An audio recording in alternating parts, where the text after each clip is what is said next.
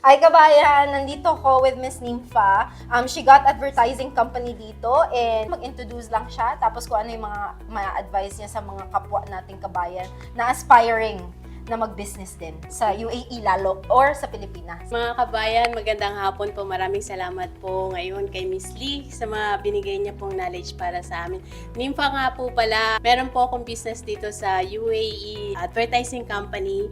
Advice ko lang po sa inyo mga kabayan, kung meron po kayong mga feeling na gusto nyo pong umalis na sa pagiging employee at gusto nyo na pong mag-business dito or maging sa Pilipinas, go nyo na po yan. Kasi yan po yung magiging way para magkaroon kayo ng di lang money, kundi pati time management ninyo, makakasama nyo.